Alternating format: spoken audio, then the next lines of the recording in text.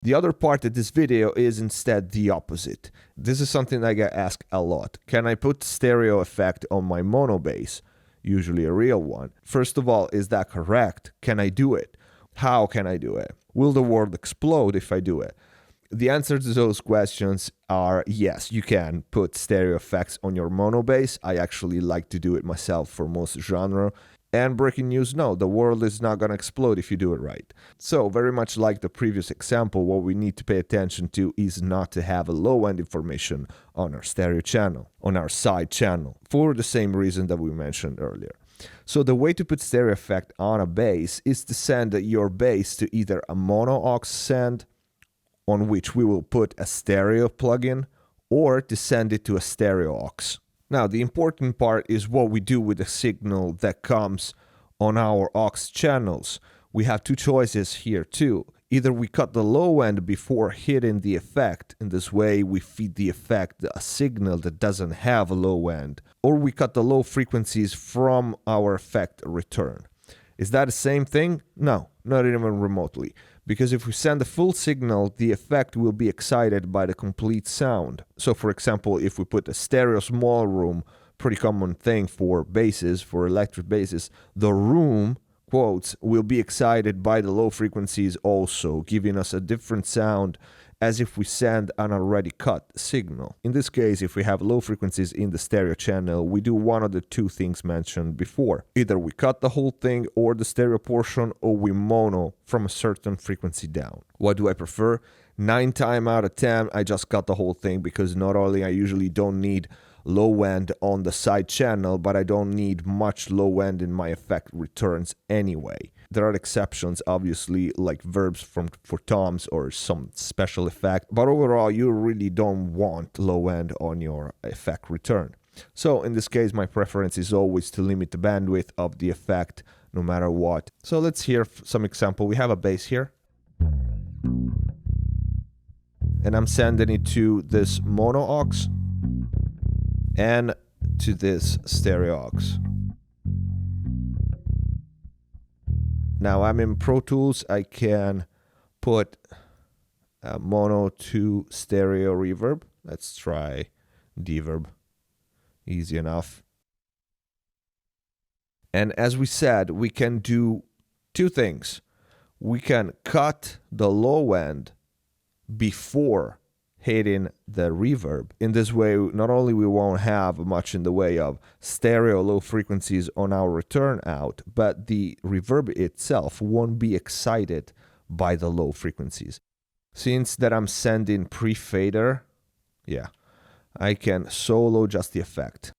I'm 0% wet right now.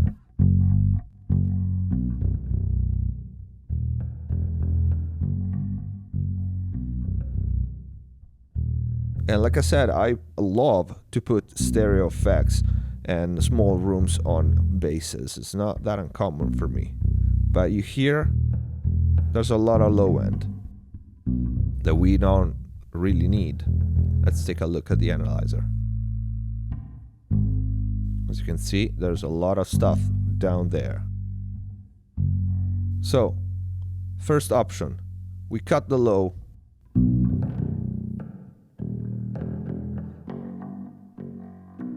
Before hitting the verb. See the difference? Look at this range here.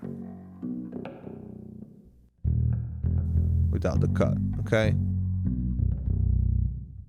And I know if we listen to it in solo, is missing a lot. But this is just the effect. If we put the bass back, let's go 100% first of all.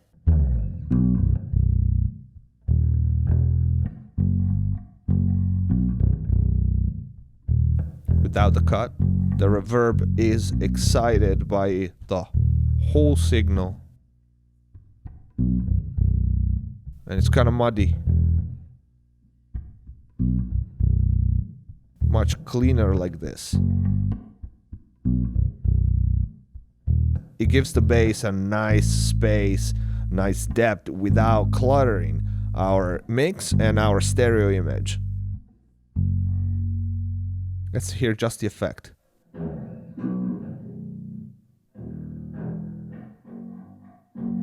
without the cut would be like this.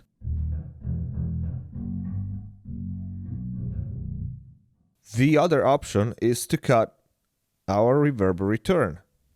So instead of filtering out the signal before hitting the reverb, we cut the return, the output. So after the reverb, we put an equalizer. Let's hear just the effect.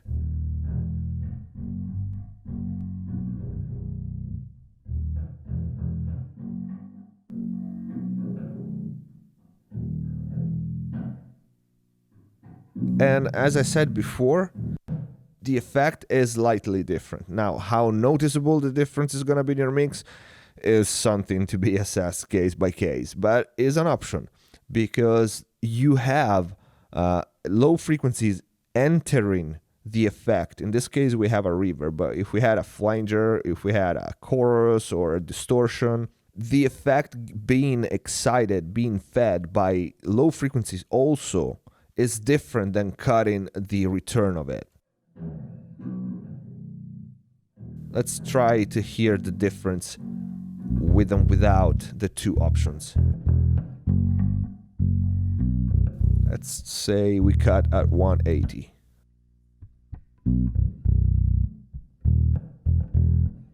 And we do the same here.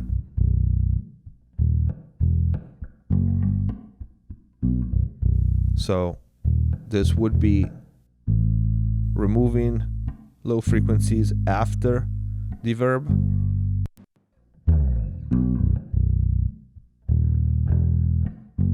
And this would be before.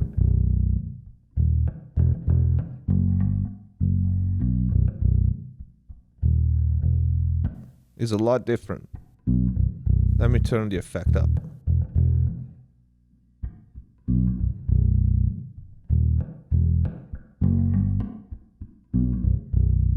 Like I said, you could cut just the side, but really you don't want low end in your effect return.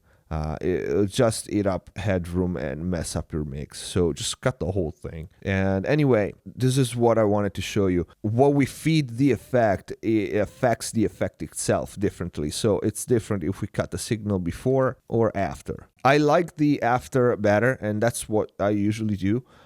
In this case, it seems more glued together with the dry bass. Granted that the volume of the verb is way high now. But it feels like it's part of the sound instead of an effect. And there's a reason because of this. Is because when cutting the signal before hitting the verb, we technically have a parallel. So if we take the reverb out, by cutting the signal in the FX mono aux, see what happens? There's a massive phase shift because technically I have a double of my bass that is being cut.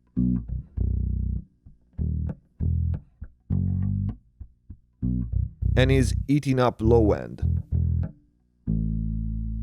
Okay?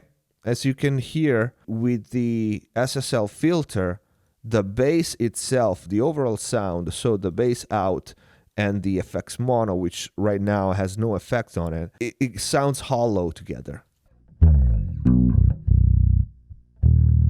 Without. See?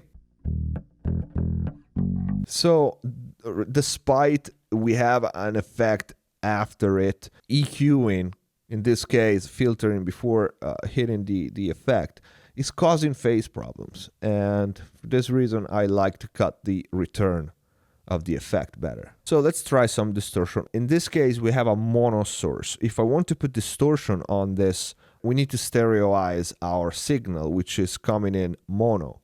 So let's try to put a short delay. Let's try to put this distortion. Let's go stereo.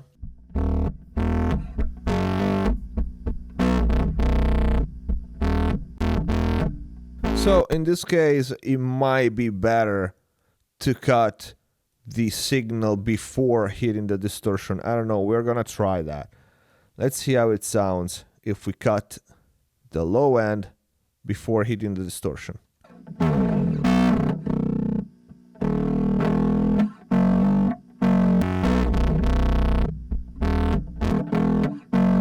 So this is what I was saying before. Hear how the distortion itself reacts very differently if we feed it with the whole signal instead of cutting it.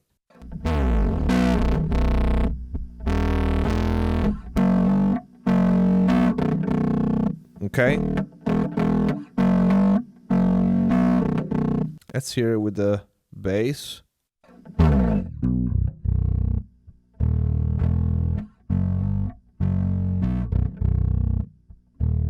Without the filtering.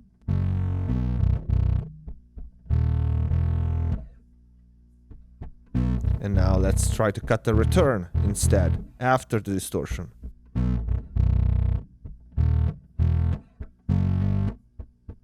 And again, is much, much better. More cohesive, more glued together.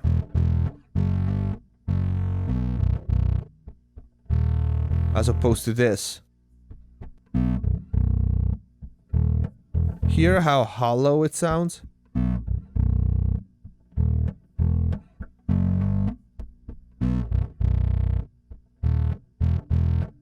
And this is, like I said before, because we are technically paralleling the bass signal, and when you parallel a sound and you parallel equalize it, if you don't use a linear phase EQ, in this case we are using the SSL to cut the low end before hitting the distortion, which is not linear, you cause a massive phase shift and a massive cancellation, and is very audible, especially in the low frequency range. So in this case too, it's much better